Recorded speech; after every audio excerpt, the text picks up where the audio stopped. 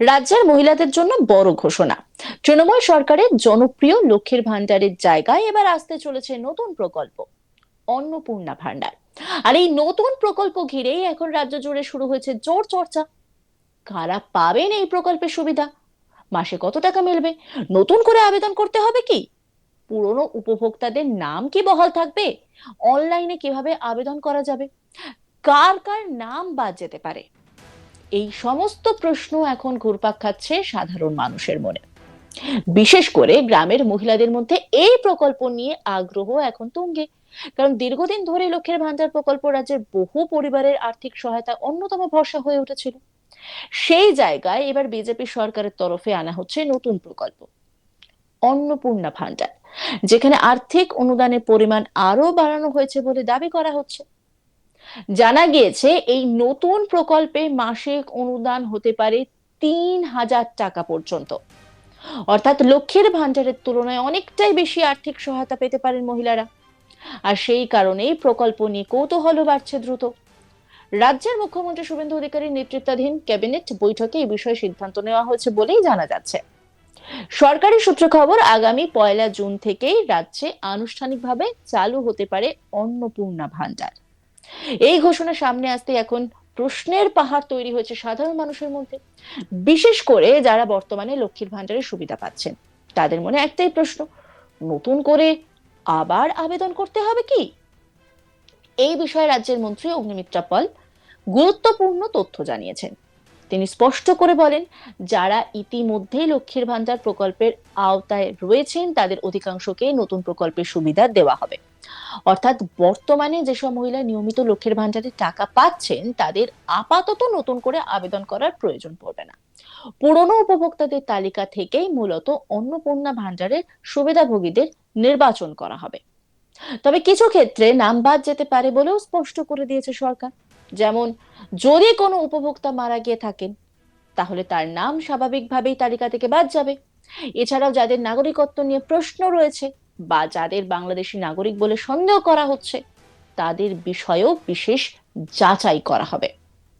অগ্নিমিত্রা পাল আরো বলছেন, যাদের নাম এসআইআর বা বিশেষ যাচাই তালিকা থেকে বাদ পড়েছে তাদের ক্ষেত্রেও আলাদা করে নাগরিকত্ব যাচাই করা হবে। অর্থাৎ প্রকল্পের সুবিধা পেতে গেলে নাগরিকত্বের বিষয়টি এবার গুরুত্বপূর্ণ হয়ে উঠতে পারে। গোটা বিষয়টিতে অগ্নিমিত্রা পাল ঠিক কি বলেছেন শুনে নেব। দেখুন, যারা লক্ষ্মীর ভান্ডার পাচ্ছিলেন তারা সবাই অন্নপূর্ণা ভান্ডার পাবেন। আমি আবার রিপিট করছি, যারা লক্ষ্মীর ভান্ডার পাচ্ছিলেন তারাই সবাই আবার অন্নপূর্ণার ভান্ডার পাবেন। এদের মধ্যে যাদের নাম বাদ গেছে, 96,000 না লাখ, 91 লাখ মতো, তাদের অ্যানালিসিস হবে। তাদের নাম ইমিডিয়েটলি বাদ যাবে না, তাদের অ্যানালিসিস হবে। কাদের নাম মারা গেছে সে তো আর লক্ষ্মীর ভান্ডার বা অন্নপূর্ণার ভান্ডার, লক্ষ্মীর ভান্ডার পেয়ে এসছে, অন্নপূর্ণার ভান্ডার সে পাবে না। কেউ যদি বাংলাদেশের সিটিজেন হন, নাগরিক হন, বা বার্মা, রোহিঙ্গা, সে তো আমাদের অন্নপূর্ণার ভান্ডার পাওয়ার তার যোগ্যতা নেই, সুতরাং তারা পাবেন না। কিন্তু যাদের নাম যে কোনো কারণে ডিলিট হয়েছে, তারা আমাদের নাগরিক নন, সেটা অ্যানালিসিস করার পরে জানা গেল, তারা লক্ষ্মীর ভান্ডার পাবেন না। এর থেকে আলাদা করে রাখা হয়েছে যারা ট্রাইব্যুনালে আপিল করেছে, যাদের নাম কাটা গেছে এবং যারা ট্রাইব্যুনালে আপিল করেছে তারা কিন্তু এখনও লক্ষ্মীর ভান্ডার পাবেন। তাদের নাম কিন্তু কাটা যাবে না, বিকজ তারা আপিল করেছেন, তারা প্রসেসে রয়েছে। এবং যারা সিএ এর জন্য আপিল করেছেন তারাও কিন্তু অন্নপূর্ণার ভান্ডার পাবেন, তাদের নামও কাটা যাবে না। মানে ভোটার আইডি কার্ডে নাম থাকাটা বাধ্যতামূলক, মানে ভোটার আইডি কার্ড থাকাটা বাধ্যতামূলক। একদম, ভোটার আইডি কার্ড বা ভোটার লিস্টে তার নাম উঠেছে, যে কন্ডিশনগুলো আমি বললাম, সবাই। এই বিষয়টি সামনে আসতেই রাজনৈতিক মহলেও শুরু হয়েছে আলোচনা। কারণ লক্ষ্যের ভান্ডার প্রকল্পে এতদিন শুধুমাত্র বয়স ও নির্দিষ্ট কিছু যোগ্যতার ভিত্তিতে সুবিধা দেওয়া হতো, কিন্তু নতুন প্রকল্পে নাগরিকত্ব যাচাইয়ের প্রসঙ্গ আসায় নতুন বিতর্ক তৈরি হতে পারে বলে মনে করছেন রাজনৈতিক পর্যবেক্ষকরা। তবে সরকার বলছে প্রকল্পকে স্বচ্ছ রাখতে এবং প্রকৃত উপভোক্তাদের হাতে সুবিধা পৌঁছে দিতেই এই পদক্ষেপ নেওয়া হচ্ছে। এখন আরো একটি গুরুত্বপূর্ণ প্রশ্ন হলো, নতুন আবেদন কিভাবে করা যাবে। এতদিন লক্ষ্মীর ভান্ডারের আবেদন মূলত দুয়ারে সরকার ক্যাম্পের মাধ্যমে নেওয়া হতো। বিভিন্ন ব্লক পঞ্চায়েত ও পুরসভা এলাকায় শিবির করে আবেদন জমা নেওয়া হতো। কিন্তু এবার সেই ব্যবস্থায় বড় পরিবর্তন আনতে চলেছে সরকার। সরকারি সূত্রে খবর, অন্নপূর্ণা ভান্ডারে আবেদন প্রক্রিয়া মূলত অনলাইন ভিত্তিক করা হবে, অর্থাৎ বাড়িতে বসেই মোবাইল ফোন বা কম্পিউটারের মাধ্যমে আবেদন করা যাবে। মন্ত্রী অগ্নিমিত্রা পাল জানিয়েছেন, খুব দ্রুত একটি অনলাইন পোর্টাল চালু করা হবে, যেখানে সহজভাবে আবেদন জমা দেওয়া যাবে। এই পোর্টাল এমন ভাবে তৈরি করা হবে যাতে সাধারণ মানুষ খুব সহজেই ব্যবহার করতে পারেন। বিশেষ করে গ্রামের মহিলা, প্রবীণ মহিলা বা যারা প্রযুক্তি ব্যবহারে ততটা অভ্যস্ত নন, তাদের কথা মাথায় রেখেই আবেদন পদ্ধতি তৈরি করা হচ্ছে বলে জানিয়েছেন তিনি। মন্ত্রী বলেন, অনেক মহিলা আছেন যারা উচ্চ শিক্ষিত নন বা অনলাইনে ফর্ম পূরণ করতে অসুবিধা বোধ করেন। তাদের যাতে কোনো সমস্যায় পড়তে না হয়, সেজন্য আবেদন প্রক্রিয়াকে অত্যন্ত সহজ সরল রাখা হবে। সরকারের দাবি, এই পোর্টালে বাংলা ভাষাতেই আবেদন করা যাবে, প্রয়োজনীয় নির্দেশও বাংলাতেই থাকবে, ফলে গ্রামের মহিলারাও সহজে আবেদন করতে পারবেন।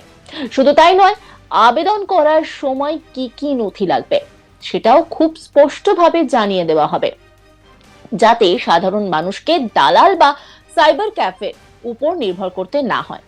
সরকার চাইছে মহিলারা নিজেদের মোবাইল থেকেই আবেদন করতে পারেন, সেই কারণে পোর্টালটিকে মোবাইল ফ্রেন্ডলি করা হচ্ছে। যদিও এখনো আনুষ্ঠানিকভাবে আবেদন প্রক্রিয়া শুরু হয়নি, তবে খুব দ্রুত সেই সংক্রান্ত বিজ্ঞপ্তি প্রকাশ করা হতে পারে বলে খবর। এদিকে নতুন প্রকল্পে মাসে ৩,০০০ টাকা পাওয়ার সম্ভাবনার কথা সামনে আসতেই বহু পরিবারে নতুন আশার আলো দেখা দিয়েছে, কারণ বর্তমান বাজার পরিস্থিতিতে সংসার চালানো ক্রমশ কঠিন হয়ে উঠছে।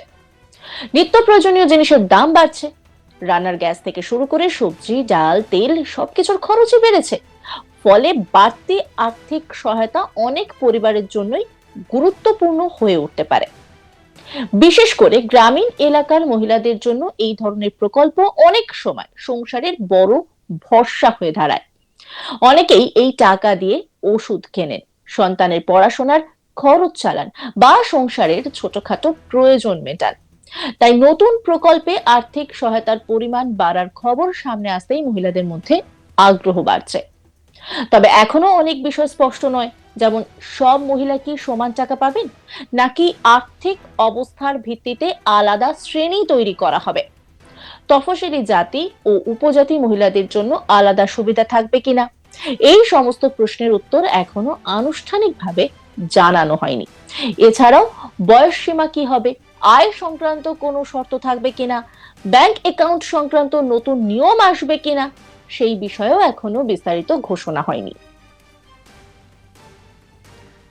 অন্যান্য খবরের আপডেটের জন্য অবশ্যই নজর রাখুন আজ তাক বাংলার ইউটিউব স্ট্রিমিং এ। লাইক, কমেন্ট, শেয়ার এবং সাবস্ক্রাইব করতে ভুলবেন না।